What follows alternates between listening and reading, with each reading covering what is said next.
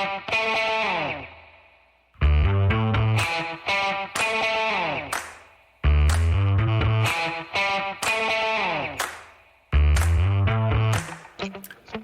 folks. Welcome to another episode of Film Study. This is Ken McCusick.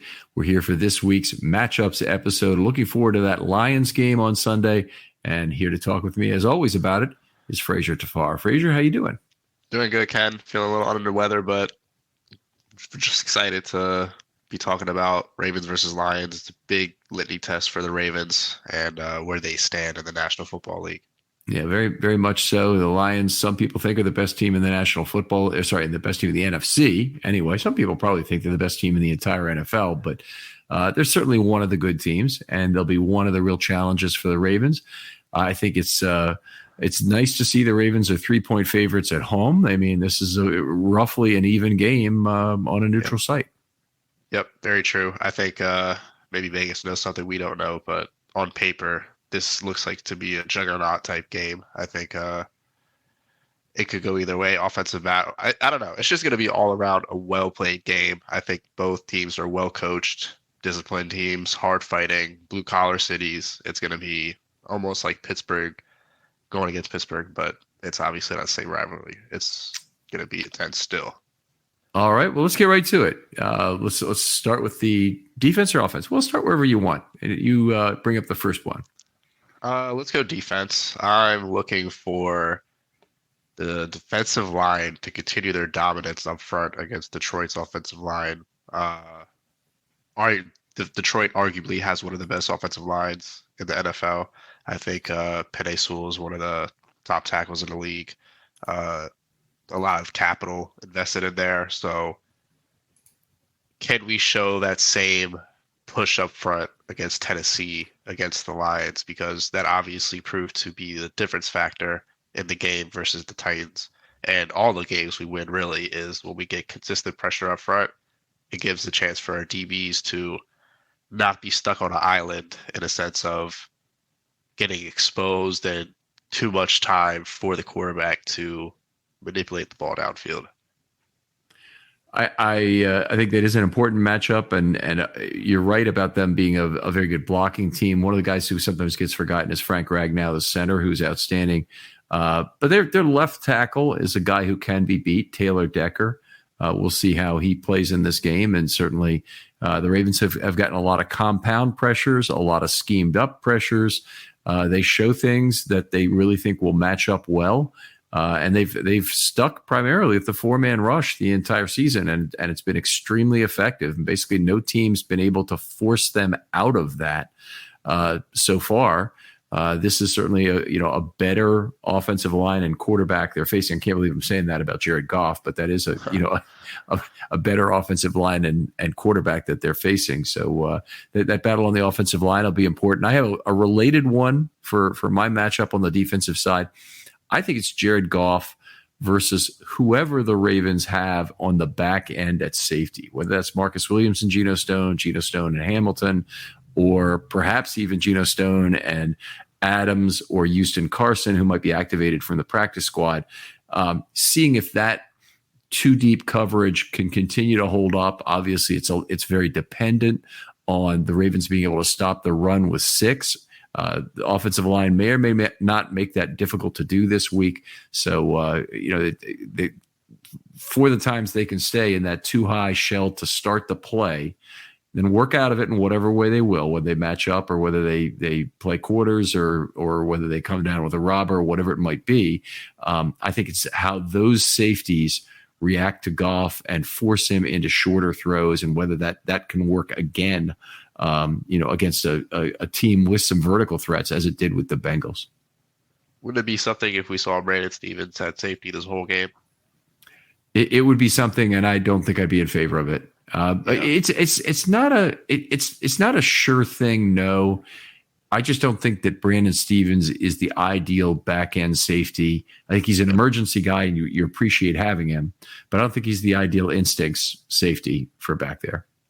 Yeah. Well, I think if that's the case, we're gonna probably try to play one high safety with Geno over top as the ball hawk, and then have Stevens underneath, if that were to be the case. But like you said, I think if we stay to that quarters to high shell look, I think we could have continued success, especially up front. That would if they go out away from two safeties deep, that will be this. They did it for Tennessee because they had to with Henry in the running game, but I really have been so enamored with how well that has gone for the Ravens so far this year. I hope they force Goff to force them out of it. Yeah, very true. All right, let's shift over to the offensive side of the ball. What's your big matchup? On offense, I'm looking for the offensive line to take a step up against another good defensive line and Detroit Lions. They got one of the young studs and Aiden Hutchinson coming to town. I think Ronnie Stanley and Morgan Moses are going to have their hands full this week. It's going to be crucial for them to not wreck the game, essentially, because we see what it looked like against Pittsburgh, and we saw what it looked like against the Colts. And it's not fun to see Lamar not be able to showcase his talents like we've seen him be able to do in flashes this year. So it's going to be a big thing for them to control the outside and also the inside. I think Linderbaum's doing well. Zeitler's taking a step back, of course, but he's still a stud in the running game. Not getting the push as usual, but continuing to get his blocks. But the weak link on the line is Simpson, and it's starting to unravel a little bit this year. Right, need to see him step up for a lot of reasons, but in terms of if his inside out processing does not get better, meaning going from center to left, actually on the left side, where he can deliver help blocks more quickly to Ronnie Stanley, that's going to be a real problem. I think Hutchinson versus Stanley is a fairly substantial mismatch, I think, in the Lions' favor. When he faced Highsmith just a couple of weeks ago, he didn't look very good. Hopefully he's a little healthier now this week, but I still think that's one of the really tough matchups. I think the Ravens are going to have to do things to scheme up time and space for Lamar. So there are going to have to be plays where the ball is out quickly, even though I really hate that. And there's going to have to be plays where they try and extend it in ways that are not just simply keeping him in the pocket and trying to extend a play. He can do that some where he leaves the pocket. I do think that the Lions are probably doing Lamar a favor to rush 4. And so if the even though Lamar had a very good game against pressure this last week, it was pressure primarily from a 4-man rush that he was then able to deal with very effectively and had an inverted game. But I think they need to find some ways to get him time and space that are perhaps are atypical and hopefully will not lean too much on the eligible receivers and restrict their routes. Yeah, and it's very frustrating to watch the games, and you can tell Lamar is ready to break out, but it's just the circumstances around him on the offensive line. It's just not there right now. Mm-hmm. So we need to do as much as we can to just showcase what he has, because it's tough. I think we have the receivers. We obviously have an all-world tight end, and it's the offensive line holding us back right now. And earlier in the summer, the buzz was the offensive line probably was the best unit of the offense, but it's turning out to be not the case at all right now. Right. I mean, they were all healthy was the big thing. It's just the problem was all that health. It was more like we didn't know that they had some health issues, but they had 6 guys who were completely bubble wrapped for the preseason, including all the starters plus McCary. Yep. I'm sorry. I guess it was 5 guys because Simpson did play some in the preseason. So it really is 5. I've said that before and I've said it wrong, so it's okay. But anyway, they had a substantial component who hadn't even played any football yet. And in particular, Ronnie Stanley hadn't even practiced in pads basically the entire camp time. So he's still working it out. And Aaron Rodgers' season is officially over, but yours has just begun at MyBookie. NFL, college ball, and a brand new cash-out system gives you options to bet and win all season long. First 2 legs of your parlay hit, cash out early and place another bet, or let it ride for a chance at an even bigger payday. Join us at MyBookie for an entire season filled with daily odd boost, same-game parlays, and huge prize pool contests. Right now, MyBookie has a no-strings-attached cash bonus that lets you deposit and withdraw quick. Use the promo code RAVENS on your first deposit of $50 or more, and you can receive up to $200 in cash instantly credited to your MyBookie account. That's promo code RAVENS to claim your cash bonus now. You can bet anything, anytime, anywhere, only with MyBookie. With the busy fall season already in swing, you might be looking for wholesome, convenient meals for jam-packed days. Factor, America's #1 ready-to-eat meal kit, can help you fuel up for breakfast, lunch, and dinner with chef-prepared, dietitian-approved, ready-to-eat meals delivered straight to your door. You'll save time, eat well, and stay on track with your healthy lifestyle. Guys, I've shared moving. I was using this for all my meals. Now I'm working from home. Guess what? Microwaves in the other room. I'm using this for all my meals. Factor is how I get through my lunch day every day. But they've got breakfast, lunch, and dinner. I haven't tried the breakfast ones yet, but why not? I think I might add that to my next order. But I love them for lunch. Plus, they've got new autumn fall flavors out right now for limited time, featuring seasonal veggies like cranberry, pecan chicken, and apple Dijon pork chops. And again, just like everything else, they're ready in just 2 minutes. They'll satisfy your fall cravings during this busy season without the hassle. So go ahead and level up with Gourmet Plus options as well, prepared to perfection by chefs and ready to eat in record time. Treat yourself to upscale meals with premium ingredients like broccoli, leeks, truffle butter, and asparagus. Head to factormeals.com/ravens50 and use the code RAVENS50 to get 50% off. That's code RAVENS50 at factormeals.com/ravens50 to get 50% off your Factor meal today. Boy, I mean, the Ravens need him to figure it out. They need him to take another step. And you can see glimpses of him being very smart. Ronnie Stanley? Yep. I think the one that comes to mind is I think he manhandled Highsmith on the edge and just pretty much put him on his back. I think when Lamar was rolling left or something like that. It was a highlight block for him. He didn't have a good game overall, but like you said, you can see the flashes.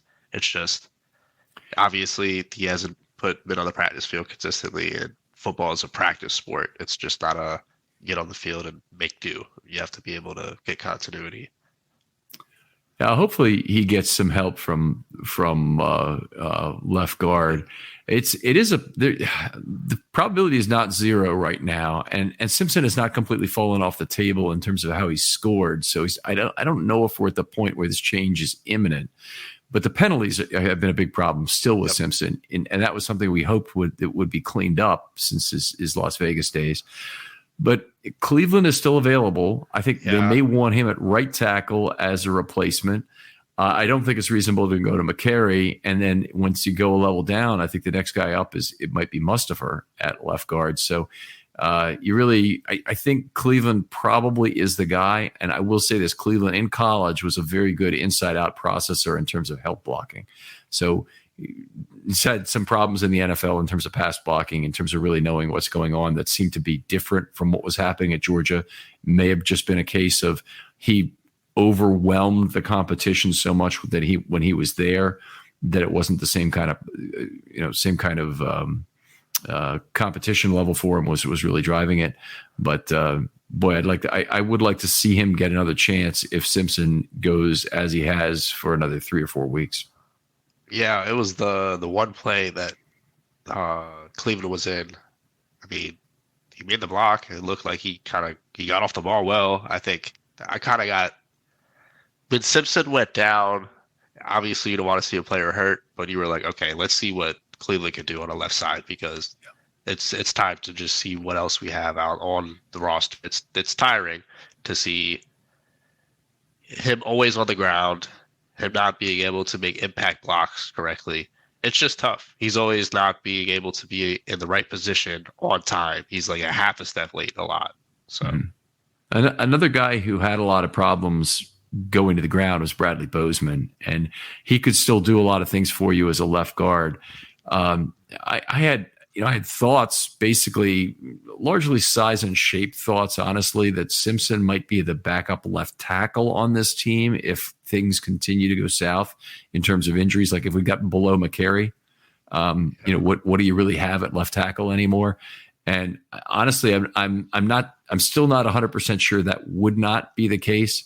Falalele is not ready, and Simpson is a player who certainly has the length to play the position, but he doesn't have the balance to play the position. I think he might have the feet, but he does not have the balance. It's too easy to put him on the ground with the push pull move, and very frustrating. How valuable does Sharp look right now? We'd probably like to have him back. In terms of how good he is, I don't think he's really any better than Falalele, but yeah. He's another player.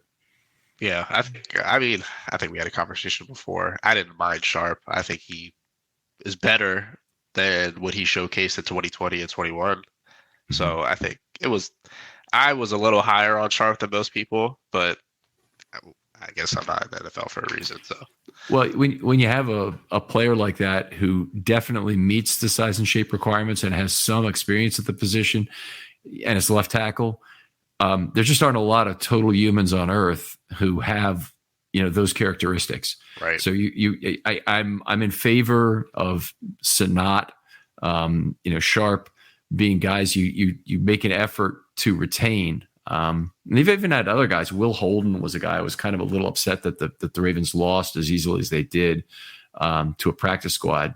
That was back in 2020. He played for us against the Titans, right?